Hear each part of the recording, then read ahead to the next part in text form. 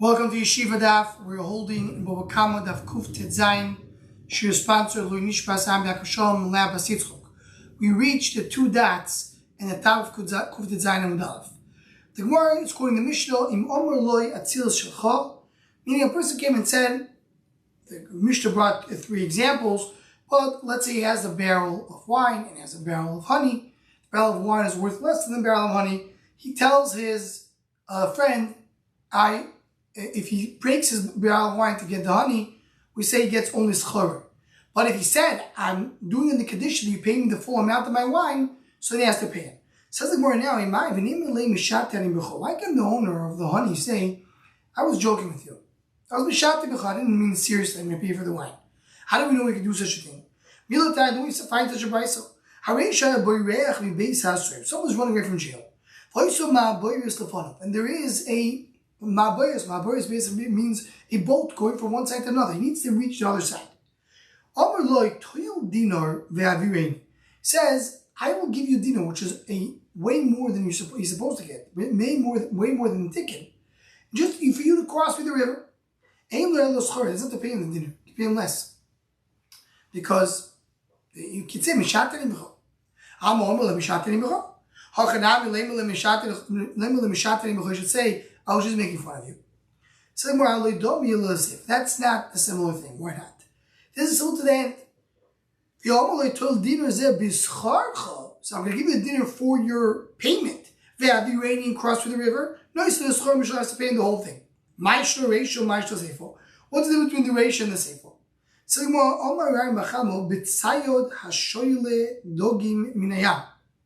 the reason is that we're talking about a tzayod, a hunter, a fisherman, who's taking fish from the sea. He's telling you should know that you took away my fish. Because I saved you, I lost fish. What does the Gemara say? The Gemara says like this. When a person is obligated, a person is doing something, which that's the regular payment. He transfers people on the boat from one side of the river to the other side of the river. The payment for that is $5. That's what it usually is. And this guy sees this person running away from jail and he needs more. So he tells him, I want you to pay me $100 for that. So you say, you just say, okay, your payment is fine. That's what it costs. I'm not paying you more. But if he says, I was not planning to, what I do is I don't take people from one side of the river to the other. I'm a fisherman. During the time that I took you from one side to another, I caught a fish and I would make $100. Pay me for that. That he does. In other words, any justified request he does get. So the money, the same thing we had one of the cases with the donkey, so the case with the barrel, we had the case with the donkey. So when tzricho, says the more tzricho. The Yeshua come out, so said this case with a barrel. If he says clearly, I want you to pay me, he has to pay him. Should there be a dam kapasa? What is he doing? He's breaking his barrel. He's taking a barrel of wine and breaking it. So I'm breaking my barrel for your barrel. You need to, in other words, or not breaking, he's emptying his barrel. I'm emptying the barrel of wine for your barrel. You need to pay me for that. But here by the donkey, what's going on? The donkey is being drowned in the river. All he's doing is not saving his, he's saving his friend. Maybe they're not going to pay him the full amount of the donkey, only how much he gets reward for it. Here, if he didn't say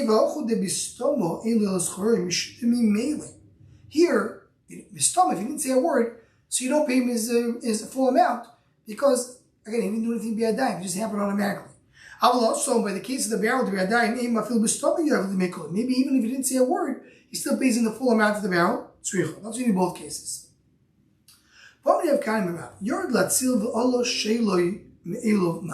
He went down to save the donkey, for example, and he made up with his friend. He said, listen, I'm letting my donkey die.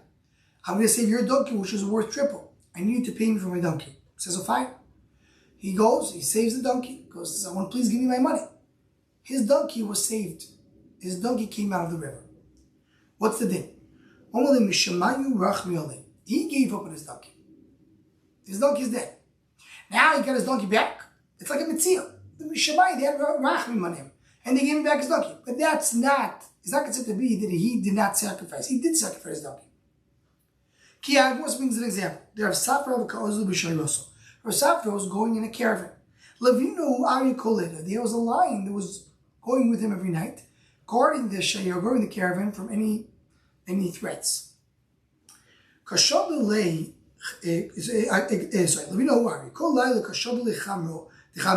Every night they gave him one of the donkeys for the lion to eat, the kaochim. The night of Safar's night came to give his donkey over. He gave the donkey to the lion. And he did not eat, the lion did not eat the donkey. Safar went and took it, acquired it back. So, what does war bring around over here? That we don't say, well, we were a caravan, each one had to give up his donkey. He didn't eat your donkey, give it for the next night, or pay for it. We say, no, if Safar, he got his money back. It was basically a dead animal, he was able to get it. Why does our Safar have to go and do a schio to be carrying the donkey? Right, he did it hefker. He allowed the lion to eat it. He didn't do hefker. This Gemara obviously goes with the shita. That hefker does not necessarily need to be l'kulam. You could do hefker for a specific reason, for a specific purpose. And you're saying, if that purpose happens, it's hefker, but not for everybody. This goes back to the sugya regarding payo. When a person does payo, we say that the payo is only for the anim, not for the hashim. The hashim can't take. Only Rav Sapir, the Rav Chod, the Mil Sudo. You're right. Rav Sapir really could get the donkey's ears. The reason he went and did kinyan is to go and nobody should have any claims. He said, okay, we'll make you a deal. I'm going to go save your donkey. He goes to save the donkey. He doesn't save the donkey. He's not able to save it, even though maybe he tried. So what's the question? You say, well, but I tried. You try, you get payment for it. I'm not paying you your full donkey. If your donkey is worth 100, my donkey is worth 300. You saved my donkey, so I'll pay you 100 for my 300. But you need some donkey, so you try it. I'll give you, if you're trying, you're going to get your payment as your salary. Says the Gemara, ACV, she asked him a question. Person hires a worker.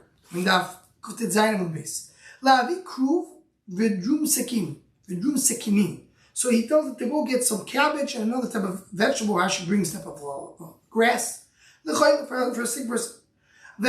He went. He comes back with the medicine, and the sick person is dead.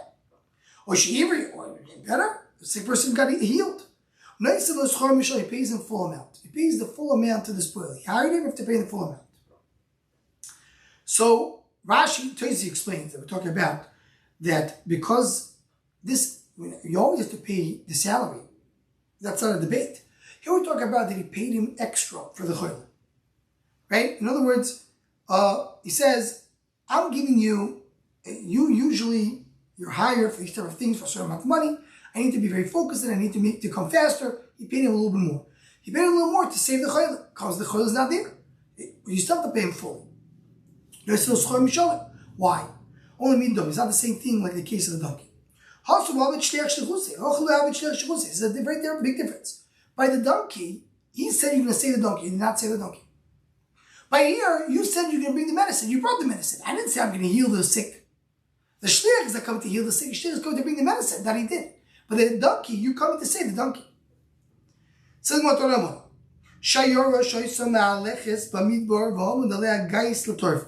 so you have a caravan going in the way, and there is the guys, there is the soldiers or thieves that came to capture it, to capture the caravan. So they have to pay. They have to pay off these thieves. You go based on the amount of money. Why? Svarist Pashut is that these thieves don't want to kill anybody. They want their money. Yeah, they're threatening maybe, but they're doing it for the money. So a person that has more money, let's say that this caravan agreed to pay a ransom for the thieves $10,000. How do you split it between the people? Whoever has a lot of money, if the person has 20% of the money and other people have equally divided the rest, he needs to pay 20% of the ransom. But not based on the number of people that are there. If they hired a tire means a tour guide, a guide to take them through the desert. How goes in front of them? They have to pay also based on souls. Why? Because the tire is not only saving them from a loss of money, he's also saving them from a loss of life. saving their lives because you're taking them to places where it's not dangerous. So therefore, you have to take into account both the money, something that we shouldn't discuss exactly how. Let's say in one easy way is a 50-50. 50% you do based on money, 50% you do based on the number of people in each group. You go based on the minig of the chamarim. Chamarim means what people that take the donkeys. Wherever the minig is, that's where you follow. Continues the Gemara, it says, they can make a deal that everyone, there is always this caravan, they have just for an example, they have each night somebody else guards the donkeys. We want to make sure that everybody has his heart and soul into it.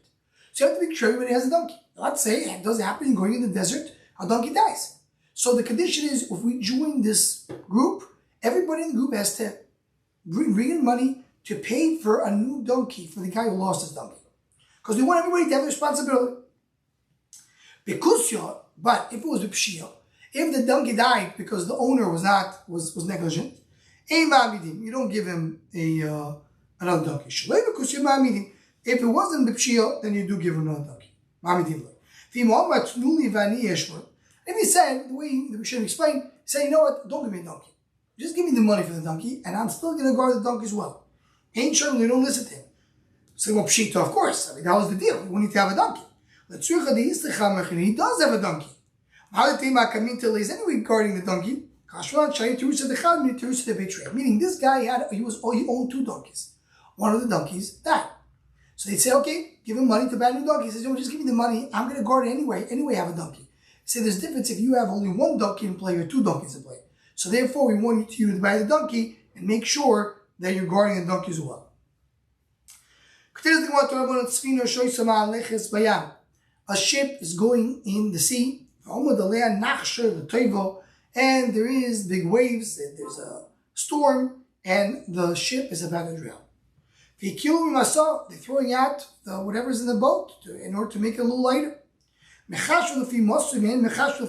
go based on weight, not based on value. Rashi says, let's say one person has in the boat metal, another one has gold. You don't say, okay, the gold is worth 100 times more than the metal, he has to pay more for the loss. No. We say you go based on, and he has to throw more, or he has to throw less. You say, no, you go based on weight. And if the gold has the same weight of metal, everyone throws the same amount of weight. You go based on what the Saponim have the minute. For Hashem, the Saponim can have a condition. Similar idea. Here we're going a group of sailors. You say one boat is drowned, they have to buy him a new boat. Everybody has to have his own boat. But if he did it B'Pshia, you don't give him another boat. If it wasn't B'Pshia, and this guy took his boat to a more dangerous area in the sea. You're allowed to go to a certain area, he goes to a more dangerous area. You don't give another boat. Same with Pshita, we just said, if it was Pshia, you don't give it to him. So that's a case of Pshia. So the more in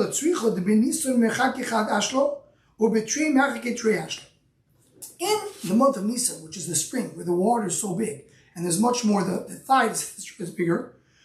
So then you travel with a boat only the distance of what's called an ashla. It's you do it with a rope. It's a certain distance. You do one ashla. In Tishrei, and after the summer, there's a little less water. You can go a little further away. You can go Trei Ushli. That's what the common thing is. The Kahazal b'yom Nisan, the month of Tishrei. Here in the month of Nisan, he went to where he's used to go in the month of Tishrei. So therefore, what? I would say this guy, he's used to it. You know, he's an experienced sailor, and he went based on his experience. He didn't realize, he forgot that now it's the springtime and not the summertime, and therefore now he can go a little less than before. So maybe that's not considered to be a pshia. You still say it is a pshia, and therefore we don't pay him for his boat.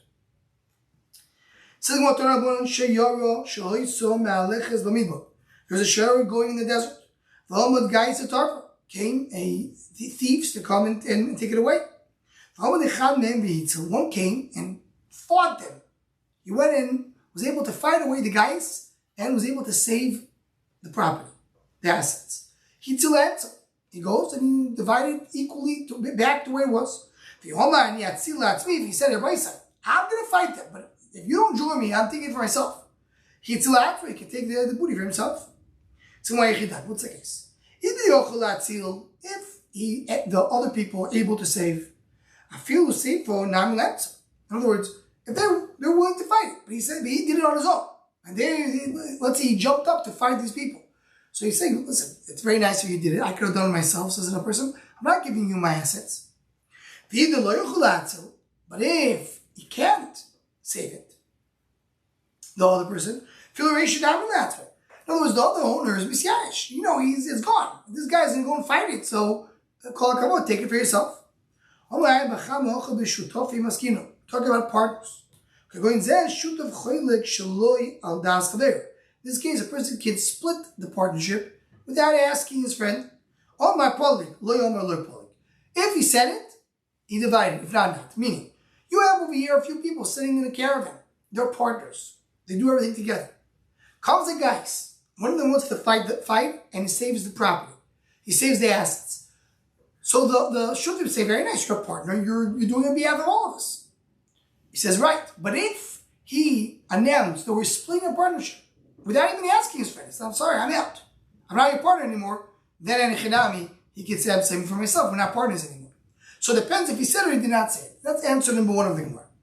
Rav Amar answer two. Talk about a worker.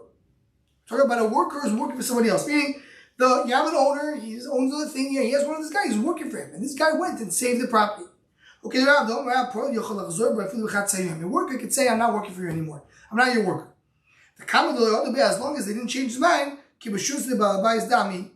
is considered to be the worker of the Balabais. When he changed his mind, now he doesn't have to, there's no, you can't force him to work for Balabais. I'm not your slave. I'm your slave to Kodesh Baruch Hu. So as long as I want to work for you, I can work for you. If I don't want to work for you, I don't want to work for you. So what is he going to say? Second answer is, we're talking about a worker working for Balabais. If he didn't say a word, we're assuming he's doing it on behalf of Balabais. If he said, I'm stopping, I'm not your worker anymore, then he's doing it on behalf of himself, and he can take everything. Continues the Gemara and says, we're talking about that the other person could save his property, his assets, but it's difficult. He needs to work hard for it. So if he announced, he says, I'm coming, you're either coming with me or not, so then he can take the whole thing. But if he didn't say it, I'm assuming the other guy will come and join. In other words, as Rashi says, they didn't willing to waste an nefesh. So that's showing that they're miyash it. But if they could save it easily, so we don't say that there was a huge. The more brings you these three different answers. What's the case? And as a pasuk and halacha, all three cases are true. A person who's a worker for somebody else, you assume is doing for that person. Person who is a shutov, you assume they're doing for that person. And even if if he didn't announce it, we're assuming that he's doing for everybody else, as long as everybody else can join. But if he did announce it, then he disengages himself from the people, and whatever he saves himself, because the Bailim considered to be misyash. Here's the Mishnah says, someone stole from his friend, and misikin, which means anosim, Rashi says, comes the thieves and take away their land. If these thieves are coming, just taking all the land, they're taking for everybody. The Gazan tells the Nigzal, here's your land, go take it. He says, someone took it away from you. It's not my fault. He took it away from everybody. But if the Gazan was the one who caused the damage, so he has to give him something else, the Gemara is going to explain the case. Zok the Gemara. First thing is, the word, when we see mesikin, talk about a thief, saying the word mesikin is correct. One dani metzikin with a tzaddik, lo mishtav is not a mistake. One dani metzikin with a tzaddik, lo mishtav is tichtiv b'matzor u b'matzoik. So matzoik means when things are hard and difficult. And there's a lot of pressure. Here you have someone who's pressing. When the tani mesikin, lo mishtav is tichtiv yiresh atzaltzal. Speak about the grasshopper. Grasshopper is going to go and take all the food. You call a grasshopper sakah, so when he takes away your stuff, so also a guy is called a masiki. Says if it's because the gazlon is chayav. What's the case? You limit them the day to learn talk about just a simple case. The only one that the thieves are taking the land from is from this ganav. So the owner tells the ganav, if you wouldn't been here, I would never lose my field. They came to you because you have an issue with the map. So you have to pay me. So you can see from the ratio. Because the ratio of the Mishnah, what did it say? If everybody's losing, so then he doesn't have to pay. If it's not makas, he doesn't have to pay. So, right? So what is the case of the Gemara? It says the Gemara, by the way, you have your interesting phenomenon in the Gemara, they have the word loy 3 times. Loy. But the way you read it is loy, if not. So loy tzricha. We're talking about that the king is looking for some properties that he's looking to get some properties. And the guy says, by the way, guys, this property over there is a beautiful property, go take it. He shows the property of his friend. Came a guy to take away his field. He says, I want you to show me your fields. He shows this field together with the other field. So what's the case over here? In other words, he didn't give it to the Ganav. He pointed out to the king or to the Ganav about this field. That's called, meaning, if it was a Makas Bendino that the Gazlan has nothing to do with, so he goes back to the owner and says, I didn't do anything for you. But if we're talking about a case that the Gazlan was involved in some way, he's the one who pointed out, here, look over here. Here's the field. So then in Mechanami, the Gazlan is responsible. Why is he responsible? So as Tais points out here, this goes across, as Gemara is going to tell us in the next half, this has to do with Dini de Garmi. This is only if you hold Dini de Garmi, you chayav. He's not directly doing it, he's just showing it to them. They're doing it on their own. If you hold Garmi, you chayav. This Mandama holds, you chayav in Dini de Garmi. We'll see about it in the Hashem next half, that the Gemara is going to point it out. That this is only a time Dini de Garmi. If there's no Dini de Garmi, he didn't actually do a nezek, so therefore maybe not be chayav. Someone to say maybe by a Gazlan is different. Because if he did a Gzela and he did the Garmi, the Din Garmi joins together. But the Pasha, the way Tosis learns, this goes only according to Manda Omar, the whole Din Garmi. Be'ez Hashem, in the next daf, we'll discuss a little bit more this idea of someone showing the property of his friend and a Ma'aseh Shehayo in Brazil regarding that. To say the we'll stop over here. Kol Tov.